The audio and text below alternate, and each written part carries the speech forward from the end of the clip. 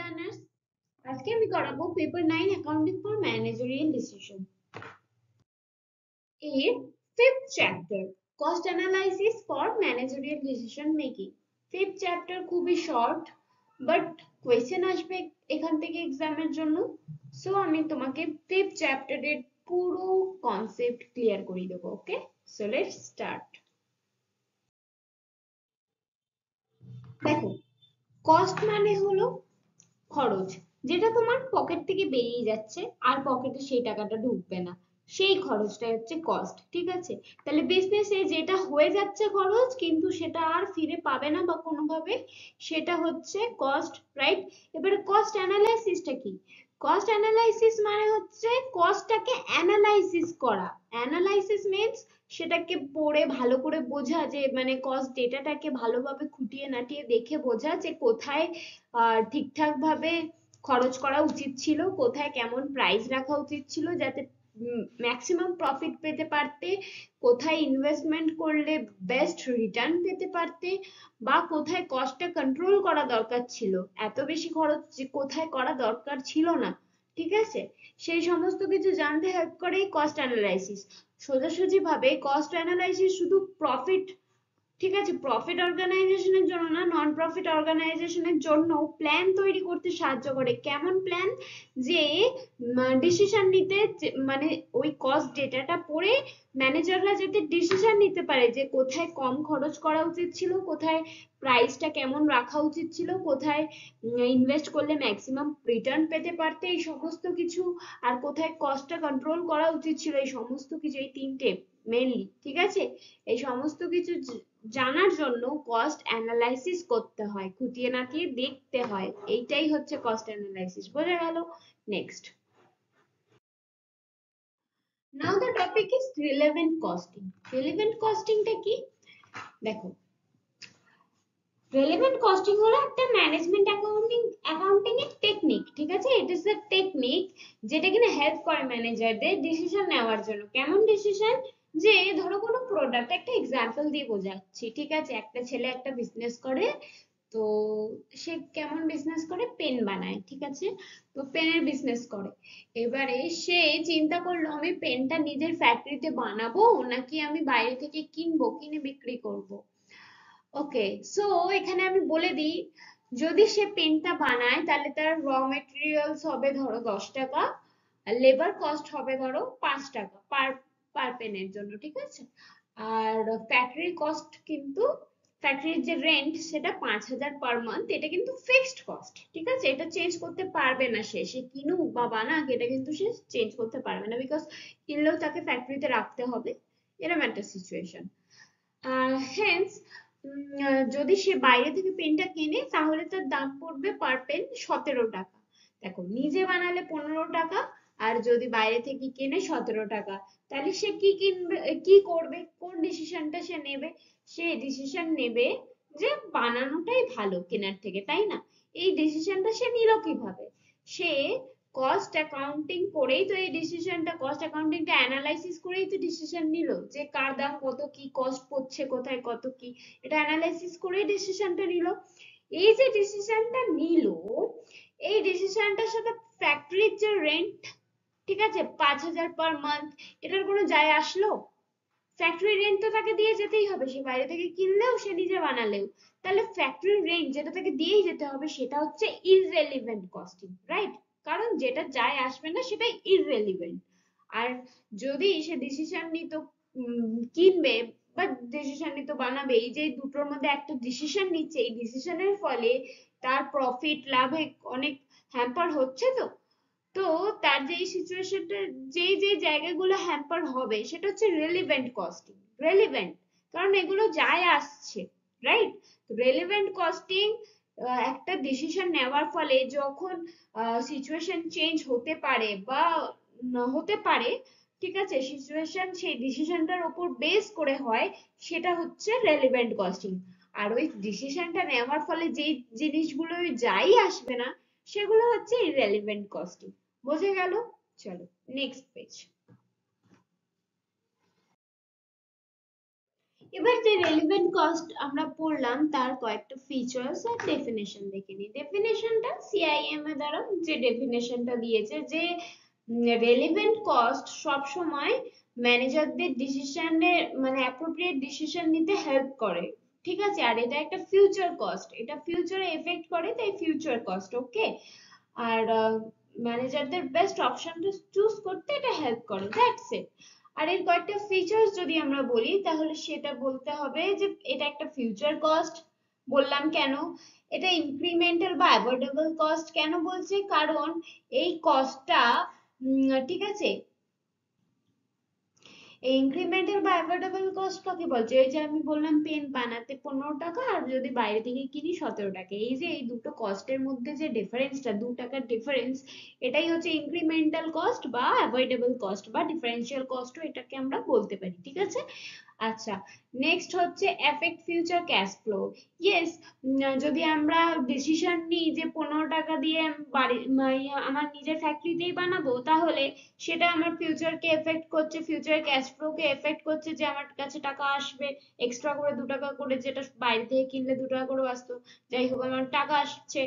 আর যদি আমরা 17 টাকা করে বাইরে থেকে কিনবো ভাবি, তাহলে 2 টাকা করে লস হচ্ছে আলটিমেটলি।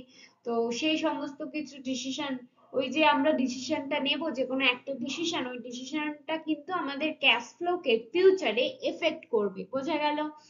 নেক্সট হচ্ছে অপরচুনিটি কস্ট। সাপোজ তুমি একটা মেশিনে দেখছো যে তুমি ভাড়া দিয়েছো, একটা মেশিন ভাড়া দিয়ে সেই মেশিন থেকে কিছু মানে যে কাজ করছে সে তোমাকে ভাড়া দিচ্ছে, ঠিক আছে, যেহেতু তোমার থেকে ভাড়া নিয়েছে সে তোমাকে ভাড়ায় কিছু পয়সা দিচ্ছে।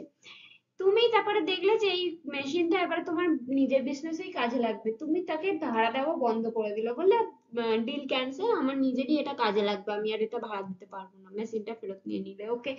সো এই যে মেশিনটা তুমি ভাড়া দিয়েছিলে, ওই ভাড়ার টাকাটা যেটা পেতে, ওই অপরচুনিটিটা তুমি হারালে, কিছু কুছ পানে কে লিয়ে কুছ খোনা পড়তা হ্যায়, যেহেতু তুমি নিজের ফ্যাক্টরিতে ইউজ করবে তাই ওইটা হারালে, ওই রেন্টটা।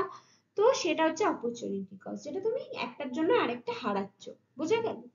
ওকে, নেক্সট। এবার আমরা দেখে নেব রেলেভেন্ট কস্টিং কোথায় কোথায় অ্যাপ্লাই করতে পারি, আমরা কোথায় কোথায় রেলেভেন্ট কস্টিংটা ইউজফুল। দেখো, প্রথম হচ্ছে decision under limiting factors, like যেই সমস্ত ফ্যাক্টরস গুলো লিমিটেড, ঠিক আছে, যেই সমস্ত রিসোর্সেস গুলো লিমিটেড, যেমন লেবার, র ম্যাটেরিয়াল, কোনো কিছু যদি লিমিটেড থাকে, তো সেগুলো আমরা বেশি বাড়াবো, বাড়ালে প্রফিট হবে নাকি কমালে প্রফিট হবে, সেইগুলো ডিসিশন আমাদের নিতে হবে, সেটা রেলিভেন্ট কস্টিং এর দ্বারা আমরা ডিসিশনটা নিতে পারবো।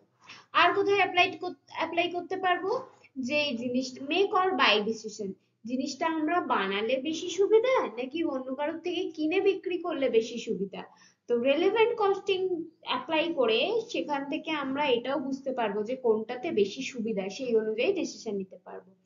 Okay fine, accept or reject a special order. ধরো একটা মহিলা একটা পাড়াতে কেক বানায়, এবারে সে সেই কেকটার যত দাম, ধরো একটা কেকের দাম সে নেয়, একটা পেস্ট্রি, ঠিক আছে, তার দাম সে নেয় 50 টাকা, কিন্তু তাকে একজন অর্ডার দিল 15টা কেকে, ঠিক আছে, বা 10টা কেকে, 10টা কেকের অর্ডার দিল, কিন্তু বলেছে আমাকে একটু কম নিতে হবে, 400 টাকা নিতে হবে 10টা কেকে। এবারে মহিলাটা দেখবে যে আমার বানাতে কত খরচা, আমার কস্টিং কত পড়ছে, ঠিক আছে, সে তো প্রফিট যোগ করে 50 টাকায় বিক্রি করতো, সে দেখবে যে আমার প্রফিট হচ্ছে কিনা, মানে আমি যদি 400 টাকায় 10টা কেক বিক্রি করি তাহলে আমার কস্টিং এর বেশি হচ্ছে না কম হচ্ছে, প্রফিট হচ্ছে কি হচ্ছে না, সেই অনুযায়ী সে সেই অর্ডারটা নেবে, আদারওয়াইজ সেটাকে রিজেক্ট করে দেবে। সো এই ডিসিশনটা সে কি করে নেবে, এই কস্টিং এর থেকেই তো, এই রেলেভেন্ট কস্টিং অ্যাপ্লাই করেই তো সে সেই ডিসিশনটা নেবে।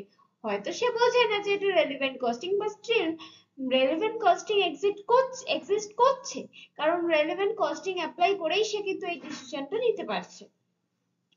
Continue or discontinue a product or unit, একটা ইউনিট যেটা বানিয়ে লাভ হচ্ছে না, তো এবারে সেই প্রোডাক্টটা কি বানানো বন্ধ করে দেবে নাকি সেটা একটু মডিফাই করে কন্টিনিউ করবে, সেই ডিসিশনটাও সে রেলেভেন্ট কস্টিং অ্যাপ্লাই করেই নেবে। নেক্সট হচ্ছে প্রাইসিং ডিসিশন। একটা জিনিসের প্রাইস কিরকম রাখবে, যত কস্ট হবে তার উপর প্রফিট অ্যাড করে তবে তো তার প্রাইস রাখতে হয়, তো সেরকম ভাবে প্রাইসটা কিরাম কি রাখবে সেটা ডিসিশন ও কস্টিং এর উপর আহ, মানে বেস করেই নেওয়া হয়, বুঝে গেল? আর নন রিলেভেন্ট কস্টিং কোনগুলো, আমি তোমাকে একটু আগেও বলেছি আমি, যে যে কস্টিং গুলো কোনো যায় আসে না, মানে যে ডিসিশনই নাও না কেন, কিনবে নাকি বানাবে, যাই ডিসিশন নাও, এই রিলেভেন্ট কস্টিং রিলেটেড যাই ডিসিশন নাও, সেই ডিসিশন নেওয়ার সাথে এই কস্টিং গুলোর কোনো যায় আসে না। এই কস্টিং গুলো হয় এবং হতে থাকে, যেমন like sunk cost, past cost বা সাঙ্ক কস্ট, যেটা হয়ে গেছে, যে কস্টটা হয়ে গেছে, এবার তুমি এখন যদি ডিসিশন নাও, সেই আগের সেই পাস্টটাকে তুমি পরিবর্তন করতে পারবে? অতীত যেটা হয়ে গেছে সেটা তো তুমি পরিবর্তন করতে পারবে না, সুতরাং এই যে কস্টটা তোমার হয়ে গেল তো হয়ে গেল, এটার উপর তোমার আর কোনো হাত নেই, এটা ইররেলেভেন্ট। আর ফিক্সড কস্ট, যে ফ্যাক্টরির রেন্ট, এটা কি তোমার ডিসিশনের উপর বেস করে হবে? না, হবে না। তুমি যাই ডিসিশন নাও না কেন, এটা এই কস্টটা তোমাকে বহন করতেই হবে। So these are non relevant cost, বোঝা গেল? চলো নেক্সট। দেখো আমরা এটা করছি opportunity cost, right?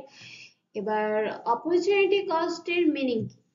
So opportunity cost আমি একটু আগে বললাম, যে কস্ট, যেটা মানে দুটো অপশনের মধ্যে একটা অপশন তো তুমি চুজ করলে আর একটা অপশন তুমি ছেড়ে দিলে, এবার যেই অপশনটা তুমি ছেড়ে দিলে সেই অপশনটা থেকে তুমি কি কি প্রফিট পেতে পারতে, কি কি সুবিধা পেতে পারতে, সেটা তো তোমার হাত থেকে চলে গেল, ওটা তো তুমি হারিয়ে ফেললে যেহেতু তুমি ওটা চুজ করোনি, তাই জন্য ওটাই হচ্ছে তোমার অপরচুনিটি কস্ট, ঠিক আছে?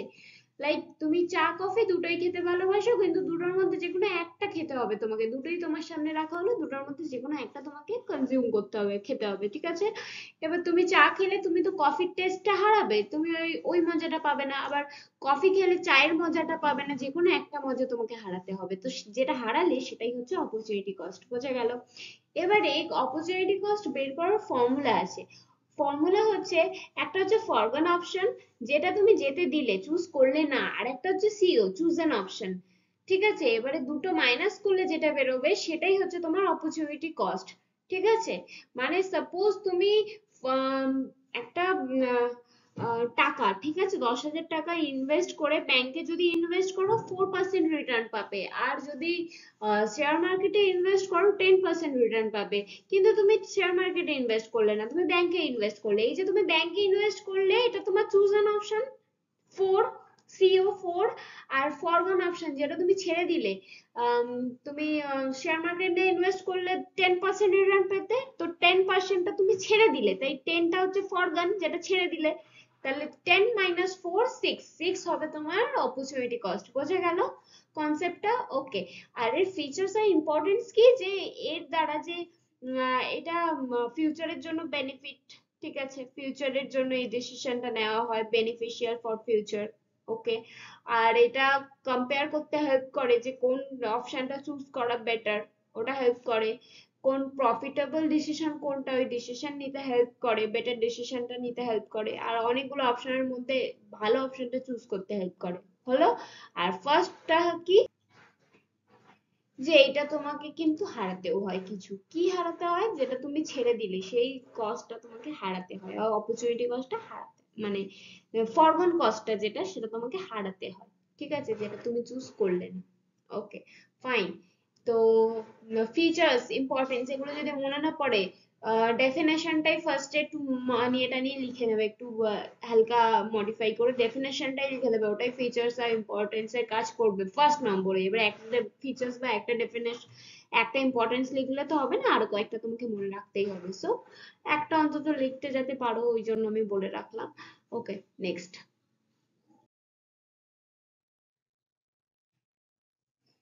এবারে এর কিছু অ্যাডভান্টেজেস আর ডিসঅ্যাডভান্টেজেসও জেনে নিব। অপরচুনিটি কস্টের অ্যাডভান্টেজেস কি, যে এটা ম্যানেজারকে ট্রু কস্ট জানতে হেল্প করে, যেই অপশনটা ম্যানেজার ছেড়ে দিল, দুটোর মধ্যে যে কোনো একটা অপশন সিলেক্ট করলো, তো এবার যেই অপশনটা সিলেক্ট করলো আর যেটা সিলেক্ট করলো না, ছেড়ে দিল, যেটা ছেড়ে দিল তার ভ্যালুটাও তার যেটা ভ্যালু, কতটা কি ভ্যালু ছেড়ে দিয়েছে, কতটা প্রফিট বা কতটা অপরচুনিটি সে ছেড়ে দিয়েছে, সেটা কিন্তু এই কস্টিং, এই অপরচুনিটি কস্টিং করেই সে জানতে পারবে। আর কতটা সে সিলেক্ট করলো সেটাও জানতে পারবে। হলো। আর সেকেন্ড কি, কম্পেয়ার করতে হেল্প করবে ম্যানেজারকে, যে কোনটা ম্যাক্সিমাম প্রফিট দেবে, কোনটা ম্যাক্সিমাম বেনিফিট দেবে, রাইট? হলো, বেস্ট ভ্যালু কোনটা প্রোভাইড করবে ওটাও চুজ করতে হেল্প করে, সেটা আমরা জানি। ওকে, ডিসঅ্যাডভান্টেজেস কি কি আছে? এক তো হচ্ছে এটা অ্যাকাউন্টস এর বুকসে রেকর্ড হয় না, not recorded in accounts books, because এটা কিন্তু ফিউচার বেনিফিটের উপর ডিপেন্ড করছে। এবার ফিউচারে কত কি প্রফিট হবে না হবে সেটা কি মেজার করতে পারবো? আমরা আন্দাজ করতে পারবো, এস্টিমেট করতে পারবো, but we can't measure, it's hard to measure, right? So এটা একটা ডিসঅ্যাডভান্টেজ। আর সেকেন্ডলি হচ্ছে টাইম কনজিউমিং, এই যে কম্পেয়ার করা, এটাকে কোনটা ঠিক হবে না হবে, ওটা তাহলে তার পুরো ভ্যালুটা চেক করা সব কিছু, তো এই ব্যাপারটাই, পুরো প্রসেসটা কিন্তু খুব টাইম কনজিউমিং, খুব সময় লাগে, তাই এটাও একটা ডিসঅ্যাডভান্টেজ। হলো। নেক্সট, এবার অপরচুনিটি কস্টের ইম্পর্টেন্স, এগেইন সেই পয়েন্ট গুলোই যেগুলো আমরা একটু আগে পড়লাম, ওগুলোই একটু মডিফাই এদিক ওদিক করে। যেমন ফার্স্ট পয়েন্ট হচ্ছে help producers decide weather to produce or not, মানে যে একটা প্রোডাক্ট সেটা বানাবে নাকি বানাবে না সেটা ডিসাইড করতে প্রডিউসারদের অর্থাৎ ম্যানেজারদেরও হেল্প করে। ওকে, ফাইন। আর কিসে হেল্প করে, যে কোনটা বানাবে, কোন প্রোডাক্টটা বানাবে সেটাও চুজ করতে হেল্প করে। আর কিসে হেল্প করে, ধরো একটা income loss, source income loss, মানে কি, একটা ব্যক্তি সে বিজনেস করছে, কিন্তু সে যদি জব করতো তাহলে সে 50 টাকা স্যালারি, সরি 50 বলছি, 50,000 টাকা স্যালারি পেতো, কিন্তু যেহেতু সে বিজনেস করছে সেই 50,000 টাকা স্যালারিটা সে পাচ্ছে না, হারাচ্ছে, তাই সেটা তার অপরচুনিটি কস্ট, যেটা সে লস্ট হচ্ছে, ইনকাম লস্ট। সো এটাও তাকে নির্ধারণ করতে সাহায্য করছে, হচ্ছে অপরচুনিটি কস্ট, রাইট? আর একটা প্রাইস ফিক্স করতে আর বিজনেসের ডিসিশন নিতেও সাহায্য করছে অপরচুনিটি কস্ট। এগুলোই হচ্ছে ইম্পর্টেন্স আর কি। শর্টে বলতে গেলে অপরচুনিটি কস্ট সেটাই, যে বেনিফিটটা তুমি হারাচ্ছ আর একটা অপশন চুজ করার জন্য, রাইট? আর এই কস্টটা, এটা আমাদের হেল্প করে চুজ করতে, ওয়াইজলি চুজ করতে হেল্প করে যে কোন অপশনটা আমাদের জন্য বেস্ট। কিন্তু যেহেতু ফিউচার আমরা কেউ মেজার করতে পারি না, মেজার করা টাফ, সো এটা একটু অনিশ্চিত কিন্তু কার্যকরী। বোঝা গেল? নেক্সট, এবার দেখো সাঙ্ক কস্ট। সাঙ্ক কস্ট সেটাই যেটা আগে হয়ে গেছে, অতীতে হয়ে গেছে, আর সেই কস্টটা এখন আর আমরা চেঞ্জ করতে পারবো না। আহ, বা সাঙ্ক কস্টকে পাস্ট কস্টও বলা হয় বা কমিটেড কস্টও বলা হয়, যেটা আগে হয়ে গেছে, পাস্টে হয়ে গেছে, আর যে খরচটা হয়ে গেছে, আর আমরা যাই এখন ডিসিশন নিই না কেন ওটাকে আর আমরা চেঞ্জ করতে পারবো না, তাই ওটা ইররেলিভেন্ট। ওকে। আর যেমন এক্সাম্পল হিসেবে বলা যায়, ধরো ট্রেনিং করাচ্ছে, ঠিক আছে, একটা ট্রেনিং এর তো খরচ লাগে, তো ট্রেনিং কস্ট।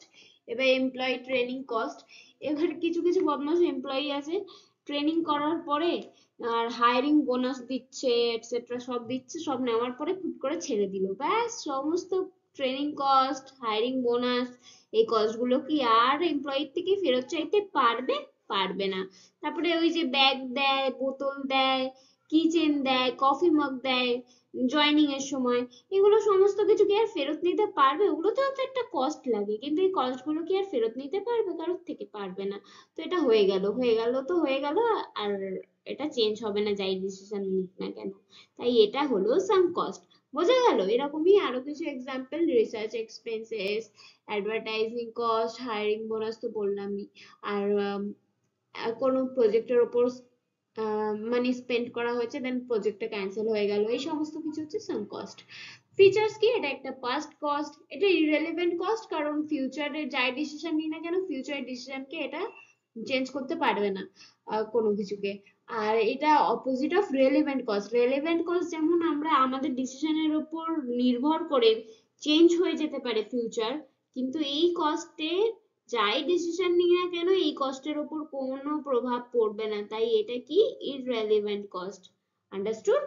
ওকে, তাহলে ইন শর্ট, সাঙ্ক কস্ট হচ্ছে পাস্ট কস্ট, যেটা পরের জন্য চলে গেছে তো চলে গেছে, যেটা ডিসিশন মেকিং এর কোনো কাজে আসবে না। ঠিক আছে, ওকে নেক্সট। এবার আমরা দেখবো ডিফারেন্সিয়াল কস্ট। দেখো ডিফারেন্সিয়াল কস্ট হচ্ছে সেটাই যেটা নর্মাল প্রোডাকশনে যতটা খরচ হবে তার আর একটা এক্সট্রা ইউনিট প্রোডাকশন করলে, আর একটা এক্সট্রা ইউনিট বানালে যত খরচা হবে সেটা ডিফারেন্সটা হচ্ছে ডিফারেন্সিয়াল কস্ট। ঠিক আছে, এটা টোটালি দেখা হয়, এটা নট কি পার ইউনিট, আমি ইউনিটে বললাম বোঝানোর জন্য। ঠিক আছে, যেমন ধরো তুমি 100টা পেন বানাতে তোমার খরচ হয় 10,000, ঠিক আছে, আর যদি 50টা এক্সট্রা পেন বানাও তাহলে 12,500 লাগছে, তাহলে এক্সট্রা কত খরচ হচ্ছে? 50টা বানালে মাত্র 2,500 টাকা এক্সট্রা খরচ হচ্ছে।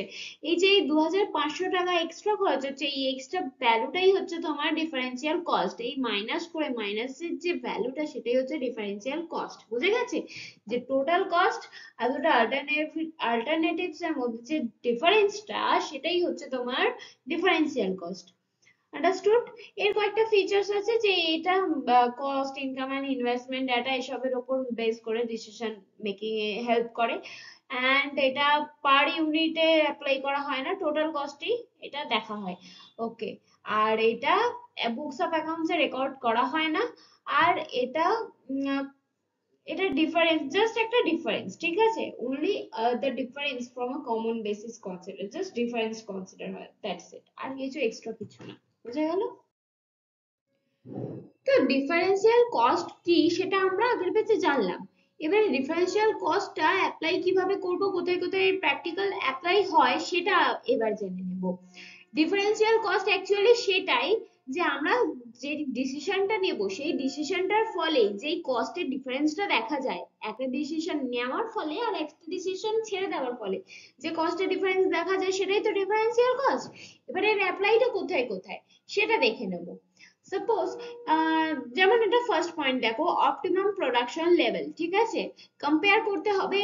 দেখো এক্সট্রা রেভিনিউ যদি বেশি হয় ডিফারেন্সিয়াল কস্টের থেকে, এক্সট্রা রেভিনিউ যদি বেশি হয় দেন প্রোডাকশন লেভেল ওইটাই ওইটাই ম্যাক্সিমাম প্রফিট ম্যাক্সিমাইজের অপটিমাম প্রোডাকশন লেভেল। ঠিক আছে, আর নেক্সট হচ্ছে স্পেশাল অর্ডার। এবারে যেটা আমি আগের পেজে বললাম যে এক্সট্রা অর্ডার যখন একটা কাস্টমার বলবে ওই 10টা কেক বানাতে, ও তো ওই স্পেশাল অর্ডারটা আমি অ্যাকসেপ্ট করব কি করব না সেটা নির্ভর করবে আমার নর্মাল প্রাইসের থেকে। আমার রেভিনিউ যদি এক্সট্রা হয়, ঠিক আছে, আমি এক্সট্রা জিনিস দেব, ফলে আমার রেভিনিউ যদি এক্সট্রা হয় ডিফারেন্সিয়াল কস্টের তুলনায় রেভিনিউ যদি এক্সট্রা হয় দেন দ্যাট ইজ বেনিফিশিয়াল, দেন আমরা তাহলে স্পেশাল অর্ডারটা অ্যাকসেপ্ট করব, রাইট? নেক্সট হচ্ছে এডিশনাল শিফট। আমরা দেখবো যে আমরা একটাই শিফটে যেটা কাজ করছি আরো একটা যদি এক্সট্রা শিফট বাড়াই তাহলে আমাদের রেভিনিউ বেশি হচ্ছে কিনা, এক্সট্রা কস্টের থেকে রেভিনিউ বেশি হচ্ছে কিনা। আমাদের এটা মাথায় রাখতে হবে যে যখন যখন এক্সট্রা রেভিনিউ বেশি হবে ডিফারেন্সিয়াল কস্টের থেকে, ডিফারেন্সিয়াল কস্ট যখন কম হবে আর এক্সট্রা রেভিনিউ যখন বেশি হবে তখন তখন সেইটা ওখানে অ্যাপ্লাই করা যাবে। ঠিক আছে, মানে ডিফারেন্সিয়াল কস্ট প্রসেসটা ওখানে অ্যাপ্লাই করা যাবে, applicable. Okay, okay. Make or buy decision, ওটা আমরা নিজেরা বানাবো না বাইরে থেকে কিনবো সেটাও ডিপেন্ড করছে আমাদের ওই অ্যানালাইসিস এর ওপরেই। ঠিক আছে, প্ল্যান শাটডাউন ডিসিশন। প্ল্যান, আমরা যেটা একটা প্রোডাকশন করছি, ঠিক আছে, এবারে ওটা ধরো আমরা যে সোয়েটার বানাই, একটা ছেলে সোয়েটার বানাই, সোয়েটার বানানোর ফ্যাক্টরি, এবার সোয়েটার তো শুধু শীতকালেই লাগবে, এবারে ওটা একটা সিজনাল বিজনেস বা ছাতার বিজনেস, এগুলো তো সিজনাল বিজনেস, আদার সিজনে তো এগুলো কাজে লাগে না। সো যেগুলো সিজনাল বিজনেস, তো আদার সিজনে সেগুলো প্রসেস চলতে থাকবে নাকি সেটা সেই সিজনেই শুধু হবে, বাকি সিজন গুলোতে প্রসেসটা কিছুক্ষণের জন্য টেম্পোরারি অফ থাকবে, সেই ডিসিশনটাও আমরা এর থেকেই নিতে পারি, এইটা অ্যাপ্লাই করেই। ওকে, তো plan shutdown decision. Further processing, কোনো ধরো আমরা দুধের ফ্যাক্টরি, এবারে দুধটাই শুধু বিক্রি করব, র মিল্ক বিক্রি করব, নাকি দুধ থেকে ঘি বানিয়ে দেন বিক্রি করব, নাকি দুধ থেকে মাখন বানিয়ে দেন বিক্রি করব, নাকি দুধ থেকে দই বানিয়ে বিক্রি করব, এবার ওটাকে প্রসেস করে বিক্রি করব নাকি ওটা র বিক্রি করব, সেই ডিসিশনটাও নিতে হবে আমাদের। এটার এই যেই কস্টিংটা এর উপরে বেস করেই, ঠিক আছে, ডিফারেন্সিয়াল কস্টিং। এবারে রেভিনিউ যেটাতে বেশি দেখবো সেইটাই আমরা সেইভাবেই ডিসিশনটা নেব যে প্রসেস করে বিক্রি করব নাকি বিক্রি করব, রাইট? তো এটাই হচ্ছে এখানে এখানে অ্যাপ্লিকেশন গুলো হয়। ইন শর্ট বলা যায় ডিফারেন্সিয়াল কস্ট হলো সেই কস্টটা যেটা একটা ডিসিশন নেওয়ার ফলে যে এক্সট্রা কস্টটা হয় সেটাই ডিফারেন্সিয়াল কস্ট। আর এক্সট্রা রেভিনিউ যদি বেশি হয় ডিফারেন্সিয়াল কস্টের থেকে, তাহলে সেটা প্রফিটেবল, তাহলে সেই ডিসিশনটা নেওয়া উচিত। বোঝা গেল? চলো নেক্সট পেজ। এবারে হচ্ছে ইনক্রিমেন্টাল কস্ট। দেখো ইনক্রিমেন্টাল কস্ট আর ডিফারেন্সিয়াল কস্ট দুটো কিন্তু সেমই, বইতে আলাদা আলাদা দেওয়া থাকলেও ডেফিনেশন দুটোরই কিন্তু সেমই দেওয়া আছে, স্টিল আলাদা দেওয়া আছে, তাই আমি আলাদাই করিয়ে দিচ্ছি। ইনক্রিমেন্টাল কস্ট হচ্ছে সেটাই যেটা এক্সট্রা কস্ট ইউজ হয় একটা এক্সট্রা প্রোডাক্ট, একটা এডিশনাল ইউনিট প্রডিউস করতে। ও হ্যাঁ, একটা জিনিস মাথায় রাখতে হবে, ডিফারেন্সিয়াল কস্টের ক্ষেত্রে কিন্তু ইউনিট ম্যাটার করে না, টোটাল ম্যাটার করে, আর ইনক্রিমেন্টাল কস্টের ক্ষেত্রে ইউনিট ম্যাটার করছে, রাইট? বাকি আদার সবকিছু সেম। যেমন ফিচার্স এখানে সেম, যে এক্সট্রা মানি কখন ইউজ হবে, ঠিক আছে, কোনটা প্রডিউস করতে আমরা এক্সট্রা মানি মানে এক্সট্রা ইনভেস্টমেন্ট করব, সেটা আমাদের নির্ধারণ করতে হয়, ঠিক আছে। এছাড়া আমরা প্রফিট কোনটাতে বেশি সেটা আমরা অ্যানালাইজ করতে পারি, এই ইনক্রিমেন্টাল কস্টটা সেটাতেও আমাদের হেল্প করে। ইনক্রিমেন্টাল কস্ট যদি বেশি হয় ইনক্রিমেন্টাল রেভিনিউ থেকে, তাহলে কোম্পানি টাকা হারাতে পারে। সুতরাং সব জায়গায় কি, রেভিনিউটা বেশি থাকলে প্রফিটেবল, রেভিনিউ কম থাকলে প্রফিটেবল নয়, সিম্পল ইজি থিং, রাইট? এখানেও এক্সাম্পল দেখো, নর্মাল কস্ট এক ইউনিটের 50 টাকা, এক্সট্রা কস্ট একটা এক্সট্রা প্রডিউস করতে আরো 50 টাকা, ঠিক আছে, ওয়ান এডিশনাল ইউনিটের আরো এক্সট্রা 50 টাকা, তো সেটা হচ্ছে ইনক্রিমেন্টাল কস্ট, ঠিক আছে। ওকে, তো সেম, কিন্তু এই যে ওটা হচ্ছে টোটাল বেস আর এটা হচ্ছে ইউনিট বেস।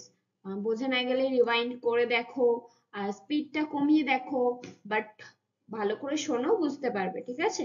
ওকে, চলো নেক্সট পেজ। দেখো ইনক্রিমেন্টাল কস্টের অ্যাডভান্টেজও কিন্তু সেম কিছুটা, যেমন এটা প্রোডাকশন এফিসিয়েন্সি ইমপ্রুভ করতে সাহায্য করে, ডিসিশন মেকিং এ হেল্প করে, যে প্রোডিউসটা প্রোডাক্টটা বাড়িতে বানাবো নাকি অন্য কোথাও থেকে কিনবো, বাড়িতে মানে ফ্যাক্টরিতে বানাবো নিজের ফ্যাক্টরিতে নাকি অন্য কোথাও থেকে কিনবো, সেটাও ডিসিশন নিতে সাহায্য করে। এবার ম্যাক্সিমাইজ প্রোডাকশন, কতটা আউটপুট আমরা করলে, মানে কতটা জিনিসটা কতটা বানালে, আমাদের যে প্রোডাক্টটা আমরা বিজনেস করছি সেই প্রোডাক্টটা কতটা বানালে আমরা প্রফিটেবিলিটি থাকবো, ঠিক আছে।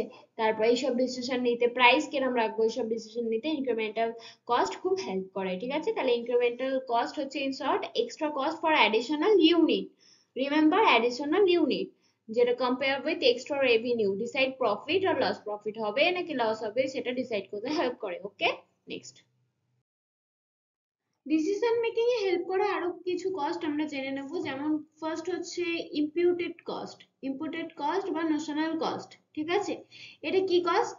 আচ্ছা দেখো, সাপোজ এক্সাম্পল দিয়ে বোঝাই, ইজিলি বুঝতে পারবে। সোল প্রপাইটরশিপ একটা বিজনেস, জানো, এক মালিকানা কারবার। আমি একটা বিজনেস করছি, আমি স্নেহা দে, আমি একটা বিজনেস করছি, একটা স্টেশনারি বিজনেস করছি, ঠিক আছে। এবারে ওই বিজনেসটায় আমি বই খাতা পেন এগুলো বিক্রি করি, আরে এমনি এমনি বই খাতা পেন ভেবো না, কোরিয়ান প্রোডাক্ট বিক্রি করি, ঠিক আছে, অনেক প্রফিট হয়। এবারে করি, কিন্তু সেক্ষেত্রে আমি আমার বিজনেসের যখন অ্যাকাউন্টিং করি, আমি ওনার্স স্যালারি বলে একটা অপশন ধরি, মানে আমি নিজেই ওনার্স, স্টিল আমি সেখানে ওনার স্যালারি বলে একটা অপশন সেখানে আর কি এন্ট্রি করি, ঠিক আছে। তো ওটা আমার অ্যাকচুয়ালি তো আমাকে টাকা দিতে হবে না, আমি নিজেকে নিজে কি আর টাকা দেবো, আমি অ্যাকচুয়ালি তো টাকা দেবো না, কিন্তু আমি কিন্তু বুকস অফ অ্যাকাউন্টস এ দেখাবো যে ওনার্স এর স্যালারি এত পেইড, রাইট? তো অ্যাকচুয়াল টাকা এখানে যায় না, কিন্তু এটা আদতে হয়, ডিসিশন মেকিং এর জন্য হেল্প হয়, ক্যাশ আউটলে নেই, কিন্তু ক্যালকুলেশনের জন্য বা ডিসিশনের জন্য এটা আহ, আর কি হেল্প করে, তাই জন্য এটা এন্ট্রি করতে হয়। এইটাই হচ্ছে ইম্পুটেড কস্ট বা নোশনাল কস্ট। যেমন interest on internal funds, rental value of company property, মানে আমি নিজের একটা বিল্ডিং আছে, আমার আমার নিজের বিল্ডিং এ আমি নিজে অফিস খুলে বসে আছি, ওখানে অফিস রেন্ট কি আমায় দিতে হবে, হবে না, স্টিল স্টিল আমি সেখানে অফিস রেন্ট বলে একটা অপশন ক্রিয়েট করে রাখবো, আর সেটাতে ভ্যালু প্রত্যেকবার ধরতেও থাকবো, তো সেক্ষেত্রে এটাও হয়ে যাবে কি ইম্পুটেড কস্ট বা নোশনাল কস্ট। আন্ডারস্টুড? ওকে, নেক্সট হচ্ছে আউট অফ পকেট কস্ট। এই আউট অফ পকেট কস্টটা কি? এটা একদম ইম্পোর্টেড কস্টের অপোজিট। যেমন এখানে আমি আমাকে স্যালারি তো দিতে পারবো না নিজে নিজেকে, কিন্তু আমি আমার ওয়ার্কারদের তো স্যালারি দেব। এবারে আমি আমার ওয়ার্কারদের যে স্যালারিটা দেবো সেটা তো আসলে আমার পকেট থেকে সেই টাকাটা তো বেরোবে, সত্যি সত্যি বেরোবে, মিথ্যে মিথ্যে না, তাই তো? তাহলে এই যে সত্যি সত্যি অ্যাকচুয়াল ক্যাশ পেমেন্ট হচ্ছে, actual cash payment to outsider for an activity, এটাই হচ্ছে out of pocket cost.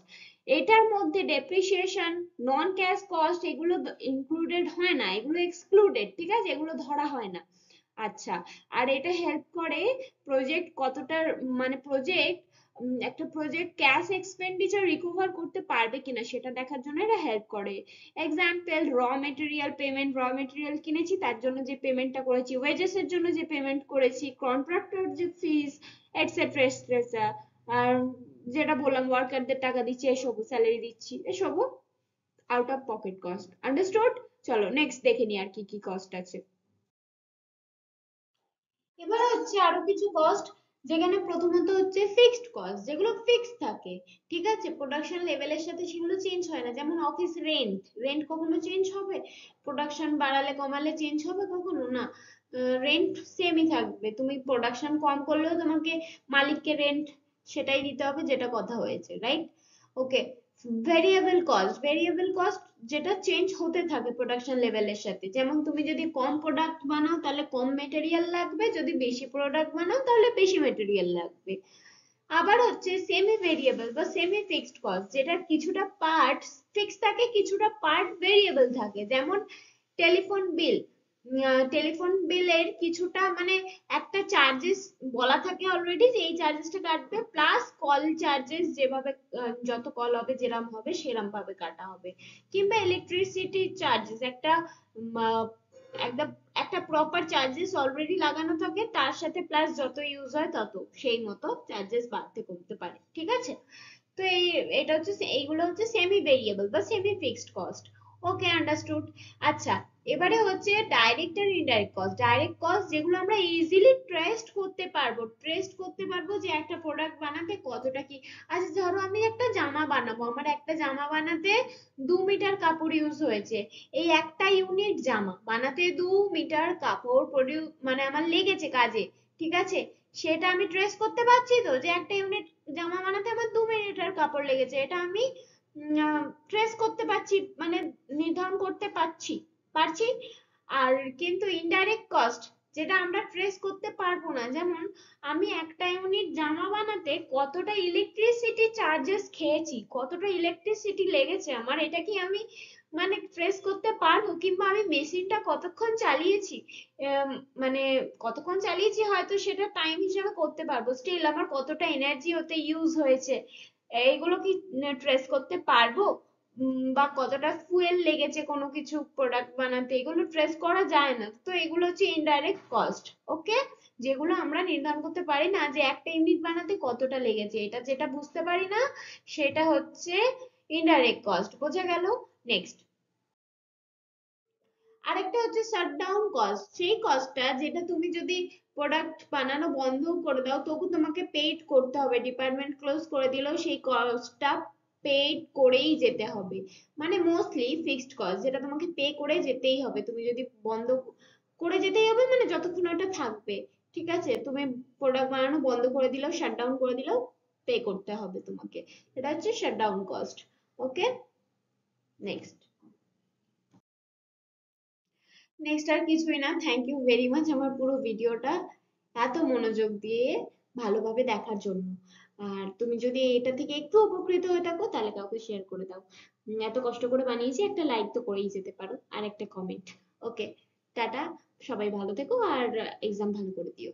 I hope কিছু তো হেল্প হয়েছে। কিছু হেল্প হলে জানাও, আর কিছু প্রবলেম হলেও কোনো ডাউট থাকলেও সেটাও জানাও কমেন্টে, ঠিক আছে? চলো টাটা।